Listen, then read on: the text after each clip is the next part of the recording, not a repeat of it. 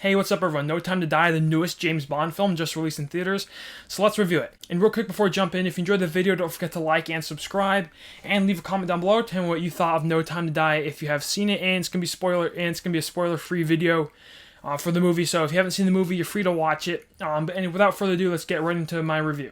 So this is the fifth and final Daniel Craig movie in the James Bond franchise. Obviously, he's been doing this since 2006, and I was quite excited going into this movie. This is the first James Bond movie I've actually seen in theaters, and it feels like we've been waiting for this movie forever, since it was supposed to come out in like April in 2020, and now finally we're getting it here in 2021. So I was just really excited to finally get this movie and be able to watch it and see what it's all about. And I really just think this movie ended the franchise, or ended Daniel Craig's run as James Bond perfectly. It's really like epic in stakes and the scale, and the runtime is really long. It's the longest James Bond film, and it really feels like a big deal. It feels like this is a huge moment in the James Bond franchise, not just in Daniel Craig's run as it, but just in the franchise. This movie feels like a big deal. It's just like, it's really epic in scale of how it goes about things, and it's very satisfying to watch in theaters. It feels like the kind of movie you should see in theaters, the kind of movie you want to experience on the big screen. It was really enjoyable to see it in a crowd with other people. It's very well structured with lots of like emotional highs and lows, and it's just the kind of movie you want to see in theaters. Like I said, it ends Daniel Craig's run absolutely perfect, and Daniel Craig in this movie is really just perfect as James Bond as usual. He's probably the best James Bond out there, and he's so good in this film.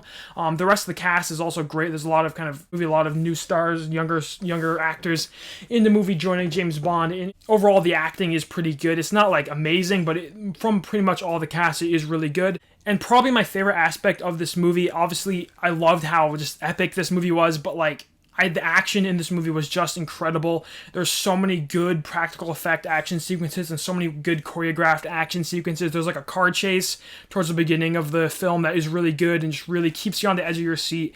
There's like a gun, there's like a shootout towards the end of the movie that's just really awesome. And if you're a fan of action scenes, you're gonna love this movie. There's so much here, especially once again with using practical effects and using choreographed stuff and making these long takes.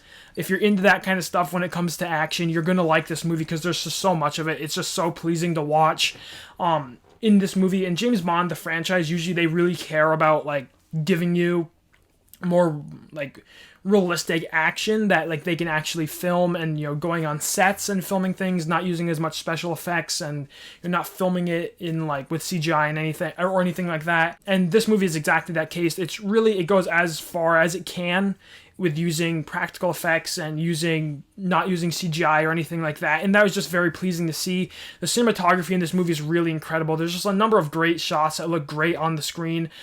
Just like amazing cinematography using the lighting and everything. It's just, it's good cinematography, as good as you could expect. It's very well done.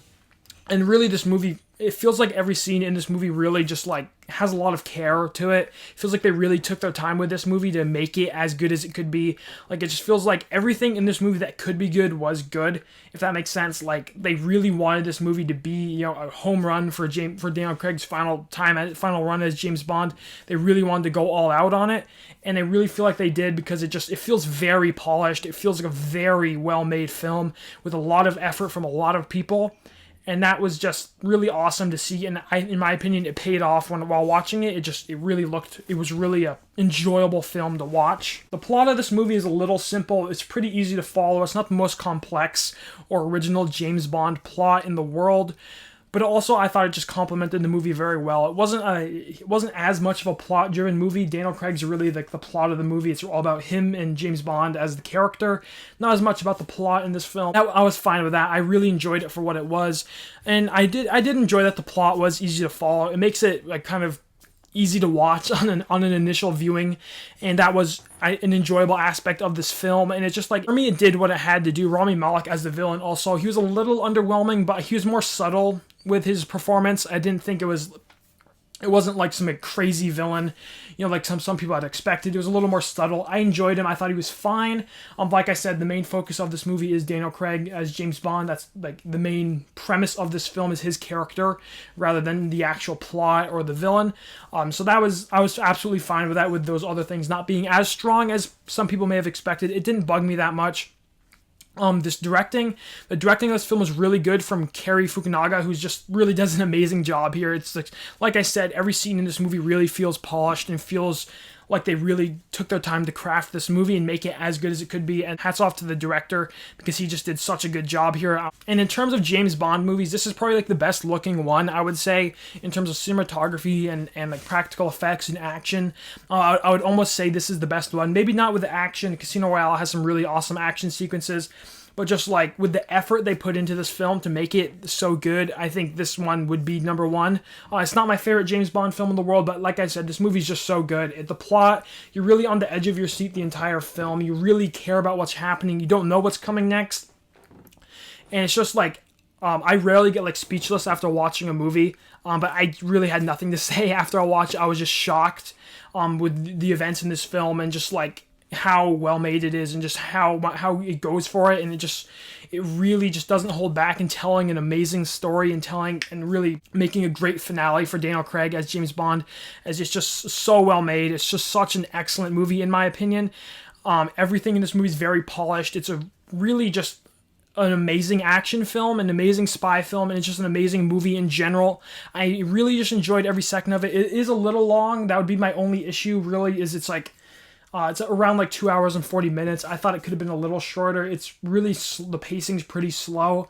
But for the most part, I just thought this movie was incredible. I would highly recommend you go see it in theaters. It's just, like, it's a very good film. It's the kind of movie you want to see in theaters, because it really just maximizes your theater experience with really good looking cinematography and special effects and action and stuff like that. It's just the kind of movie you want to go see in theaters. And I really enjoyed it. I had a great time seeing it. So I'm going to give No Time to Die a 4.5 out of 5 and a 91%. Like I said, just a great film. One of the best of 2021 for sure, in my opinion. I just had a great time with it.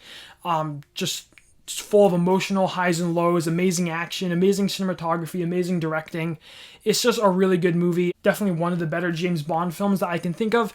But anyways, that's going to do it for my review for No Time to Die. If you enjoyed, don't forget to like and subscribe. Leave a comment down below. Tell me what you thought of No Time to Die. I'm very curious to hear what other people think. And as always, thank you so much for watching, and have a great day.